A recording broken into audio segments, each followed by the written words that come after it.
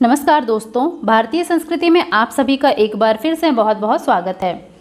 कहते हैं कि जिस भी घर में भगवान विष्णु और माता लक्ष्मी की पूजा होती है वहाँ सुख शांति का वास होता है, दाम्पत्य जीवन भी सुखमय होता है। लेकिन दोस्तों, क्या आप जानते हैं कि एक बार ऐसा भी हुआ है कि श्रीहरि को भी माता लक्ष्मी की वजह से रोना पड़ा। आइए जानते हैं क्या है इसकी पूरी कहानी। पौराणिक कथाओं में जिक्र है कि एक बार श्रीहरि धरती पर भ्रमण करने के लिए जा रहे थे। तभी देवी लक्ष्मी ने उनके साथ चलने की अनुमति मांगी। कई बार कहने पर भगवान विष्णु ने कहा कि वह उनके साथ चल सकती हैं, लेकिन उन्हें उनकी एक शर्त माननी होगी। उन्होंने कहा कि धरती पर कैसी भी स्थिति आए, लेकिन उन्हें उत्तर दिशा की ओर नहीं देखना है। देवी लक्ष्मी भी भगवान की शर्त मान लेती हैं और साथ में चल देती हैं। एक बार जब श्री विष्णु और माता लक्ष्मी भ्रमण कर रहे थे, तभी देवी की नज़र उत्तर दिशा की ओर पड़ी। उस ओर इतनी हरियाली थी कि वह खुद को रोक न सकी और सामने दिख रहे बगीचे में चली गईं। इसके बाद उन्होंने उस बाग से एक पुष्प तोड़ लिया और भगवान विष्णु के पास आ गईं।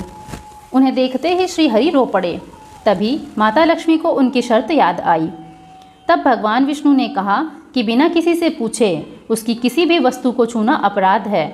देवी लक्ष्मी को अपनी गलती का एहसास हुआ और उन्होंने भगवान से क्षमा मांगी।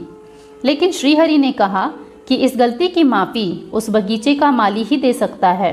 उन्होंने कहा कि अब उन्हें उस माली के घर में दासी बनकर रहना होगा।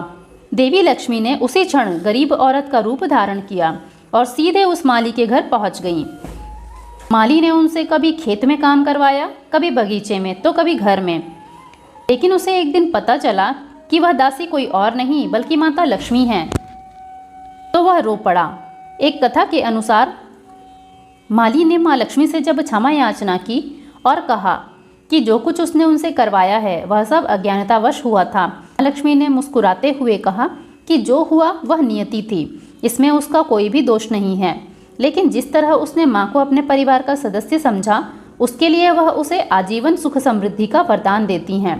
देवी लक्ष्मी ने कहा कि माली और उसके परिवार के सदस्यों को जीवन में कभी भी किसी तरह का कष्ट नहीं भोगना पड़ेगा।